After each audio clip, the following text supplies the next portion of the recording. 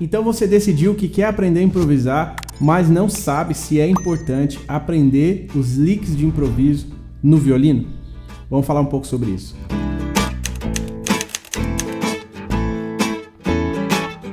Em primeiro lugar, nós vamos falar um pouco sobre o que é lick. E a definição é muito simples, mas não sei se existe uma definição assim, fixa, né? Uma definição oficial. Eu vou falar o que eu entendo por lick.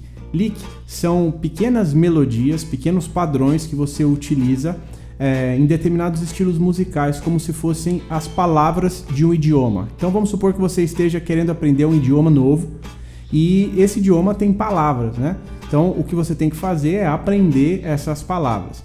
Tem muita gente que é contra e tem muita gente que é a favor do estudo de licks. Eu ainda não vou falar sobre isso, eu vou dizer o seguinte. Eu vou dizer que quando você escuta um blues, por exemplo, ou quando você escuta um jazz, você pode escutar determinados padrões que vários improvisadores se utilizam nos seus improvisos. E eles são assim, intercambiáveis. Vamos falar que todo mundo utiliza todos esses padrões de vez em quando. É muito comum você ver frases que o fulano usou, que o outro fulano usou também. Isso é uma coisa muito comum.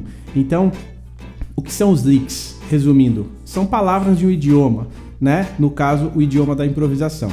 Isso me faz lembrar um lick muito famoso que recebeu o nome de The Lick. Bom, para o lick receber um nome de duas uma. Ou quem criou o lick gostava muito dele, tinha um carinho muito grande por ele, ou então ele realmente foi tão tocado que recebeu até um apelido, e eu acho que é esse o caso, né? Vocês já devem ter ouvido alguma improvisação ou alguma melodia que usasse esse som aqui, ó.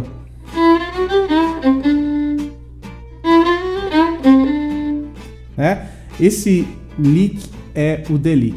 É um lick muito famoso e você pode ver vários improvisadores usando isso em determinados momentos em suas improvisações.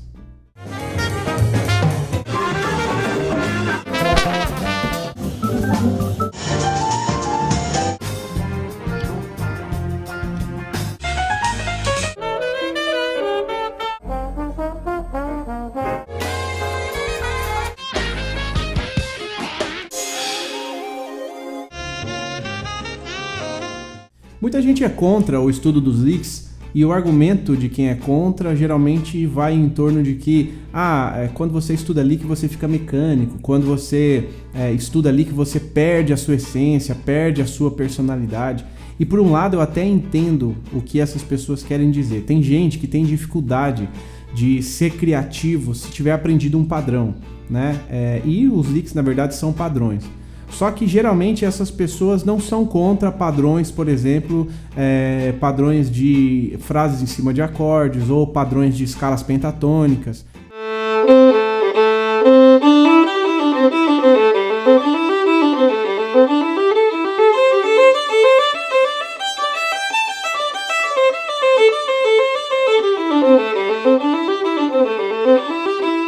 Então eu acho um pouco confusa essa ideia. Por quê? Porque o que é a escala pentatônica, por exemplo?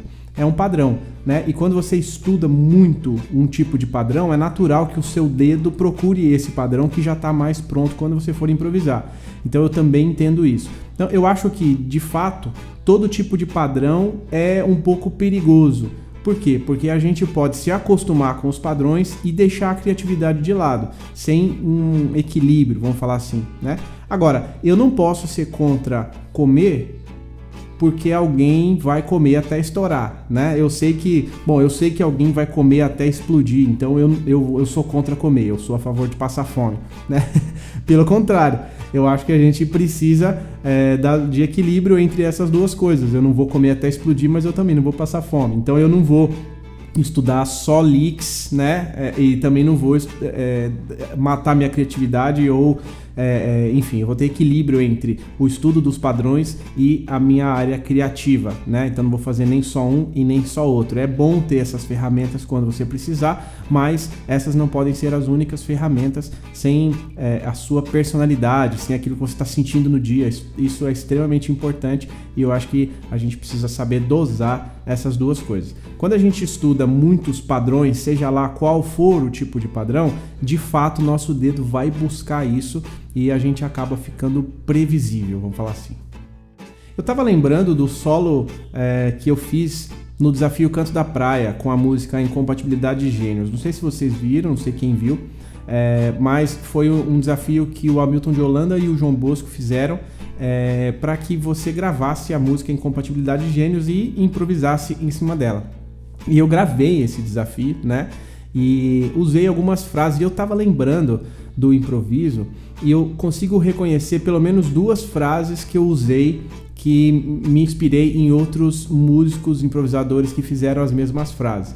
A primeira frase, eu me inspirei no Christian House, improvisando em cima da música Crazy, e ele faz uma frase muito interessante. Eu me lembro que quando ele lançou esse vídeo, eu tirei o solo, transcrevi o solo dele, e essa frasezinha me chamou a atenção. Isso faz alguns anos. Essa frasezinha me chamou a atenção e eu acabei absorvendo ela para o meu vocabulário, né, de improviso, e passei ela para todos os tons, fiz essa frase em outros contextos também.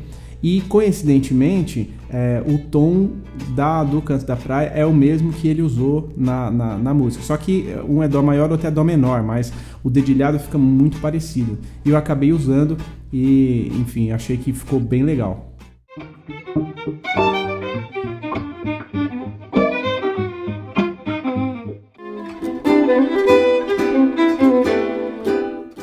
Uma outra frase que eu coloquei no improviso tem uma história legal. Uma vez o Nicolás Krasik foi no programa do Nelson Faria no Café Lá em Casa. E aí eles tocaram juntos lá e em determinado momento da música o Nicolás improvisou e ele fez uma frase que eu gostei bastante, uma frase sobre um acorde alterado. E aí um tempo depois eu estava na casa dele, na casa do Nicolás, e eu conversei com ele e lembrei dessa frase e falei para ele, você fez uma frase assim e tal, e aí a gente parou, pegou o violino e, não, a frase é essa, e ele me explicou que frase que era, e eu fiz essa frase em vários lugares, porque eu achei uma frase realmente bem interessante. E, bom, depois disso também absorvi a frase, adaptei, e foi meio instintivo depois usar essa frase em alguns lugares, inclusive na Incompatibilidade de Gênios, na gravação do Canto da Praia.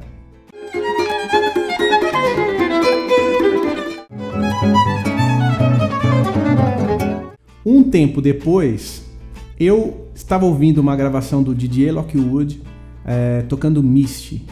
E aí eu reconheci essa mesma frase também num trecho de improviso. Ela não está exatamente igual, mas ela tem o mesmo esqueleto, vamos falar assim, né?